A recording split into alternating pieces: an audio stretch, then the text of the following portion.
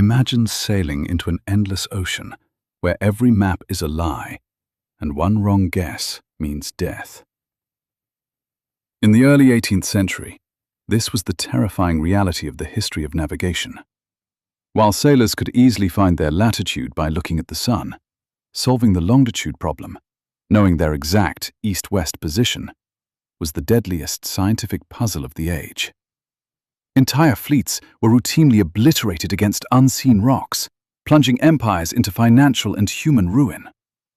Desperate to stop the carnage, the British government passed the Longitude Act of 1714, offering a massive fortune to anyone who could conquer this invisible killer. The greatest minds of the era, including Sir Isaac Newton, swore the answer was hidden in the stars. But they were about to be outsmarted by a man who looked in a completely different direction. Enter John Harrison, an uneducated, working-class carpenter from Yorkshire who dared to challenge the scientific elite. While astronomers squinted through telescopes, Harrison believed the secret to 18th century seafaring survival wasn't in the sky, but in the gears of a mechanical clock. The scientific establishment scoffed. They argued that no clock could ever keep accurate time on a violently pitching ship while surviving extreme temperature shifts and corrosive salt air.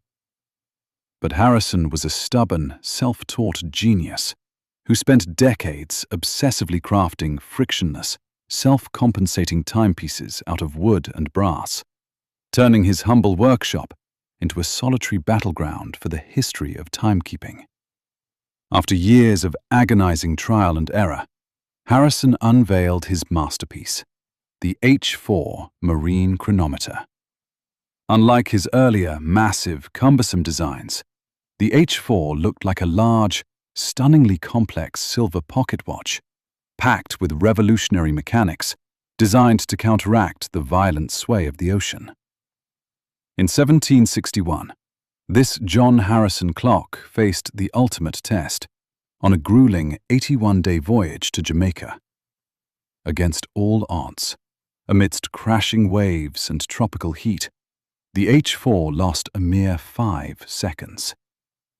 Harrison had done the impossible. He had captured accurate time in a box, effectively mapping the globe and permanently solving the longitude problem. Yes, in a bitter twist of fate, the deeply snobbish Board of Longitude refused to believe a lowly mechanic had beaten the world's top astronomers. They withheld his prize money, forcing Harrison into a lifelong struggle for recognition that only ended when King George III personally intervened. Today, every GPS satellite orbiting the Earth and every cinematic storyteller exploring this temple of tales owes a debt to that stubborn carpenter from Yorkshire. By refusing to bow to the accepted science of his day, John Harrison didn't just win a prize. He gave humanity the power to navigate the world safely, turning the terrifying, unknown oceans into highways of global connection.